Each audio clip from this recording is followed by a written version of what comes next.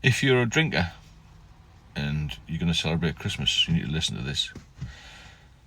This is about a Christmas completely ruined by me.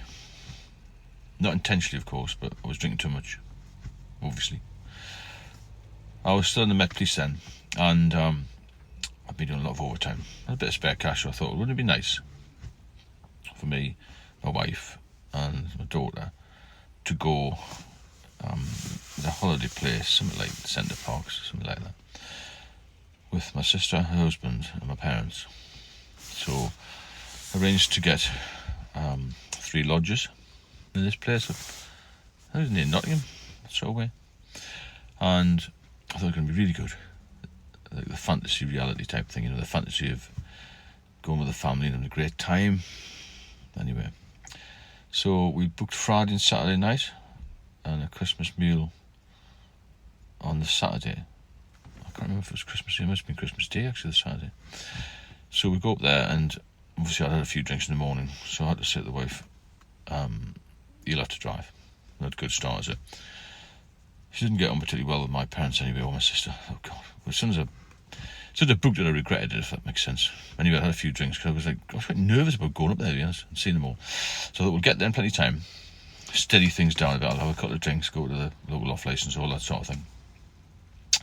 And then I'd arrived at sort of 6 o'clock, so set off reasonable time from Essex Strip, the M11. Anyway, I got there and they were already there. I thought, oh geez, we haven't got time to unpack and get settled, you know, before they all come to us, because I'd arranged it, and I've always been the one that arranges things, and people come, oh, this isn't right, that isn't right. I'm thinking, geez, why can't you sort it yourself? So they all had problems with these lodges, and the heating wouldn't work, or whatever it was. I thought, we'll just go to the site office and sort it out, you know. Anyway, I got all of that to deal with. Daughter was only about 2 at the time. My wife's something to do with my daughter. Stressed to hell, I mean, beyond belief, because the other relations wanted to do this, and where we're going to have this meal and all this nonsense. I thought, just chill out. All I wanted to do was obviously have a guess, have a drink. So I thought, it's difficult to sneak this in, but I managed to sneak a box of Stella or something into the lodge.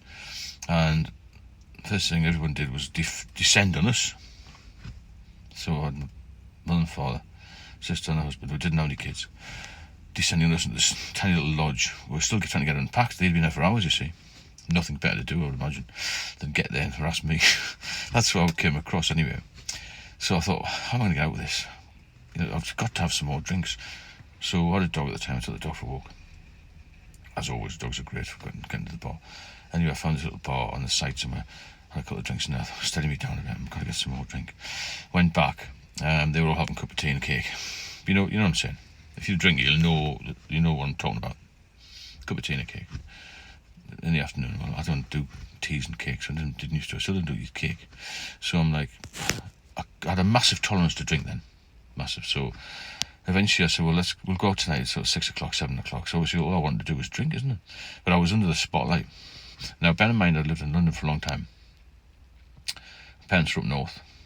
My sister and her husband were up north. So I really had free rein. The only person who knew that I was drinking heavily was my wife. Well, ex-wife, obviously, now. Thankfully. However, that's a different story.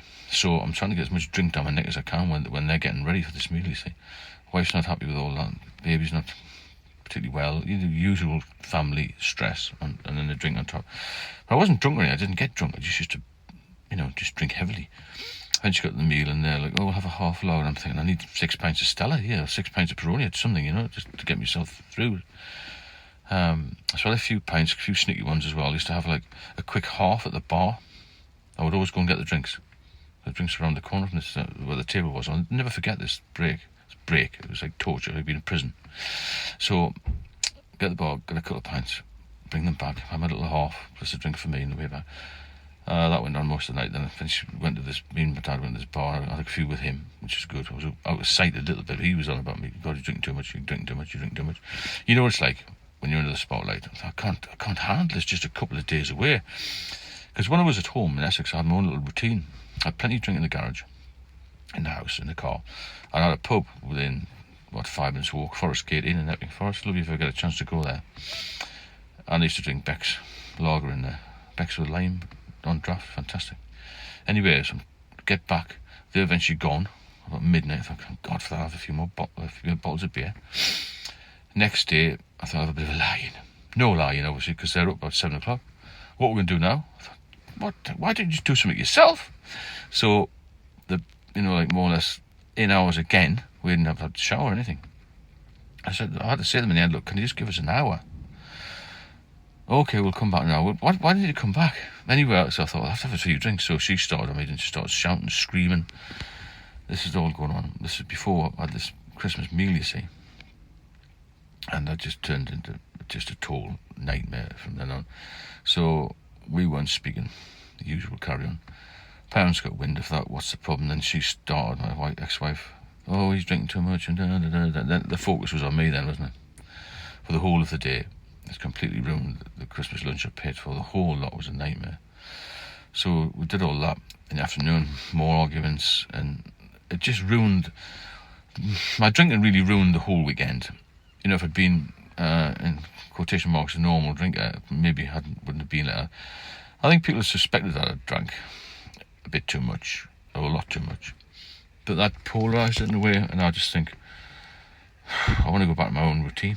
So it was a complete nightmare on the Saturday. I was still nipping out with the dog to have a few drinks on this Christmas Day. It was cold weather. It was just a total disaster is probably too soft a word, really.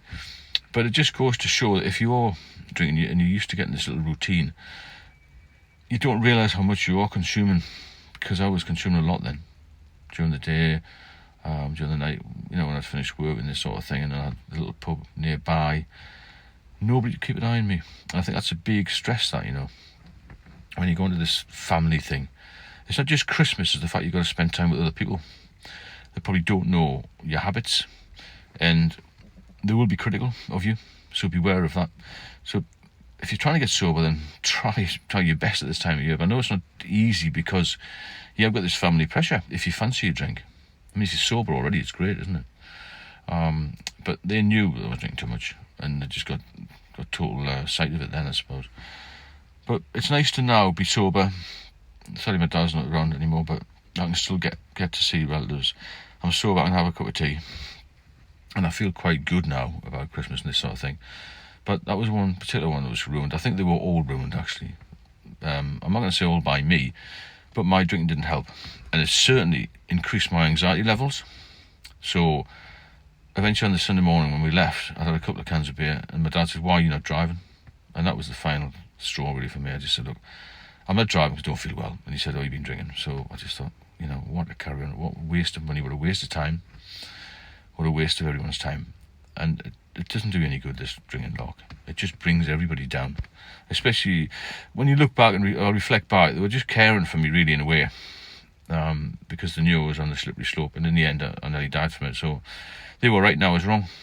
But one of those things, isn't it? And I'm glad I'm here to spread the word and try and help you out. And if you want to get sober, I'll do it with you.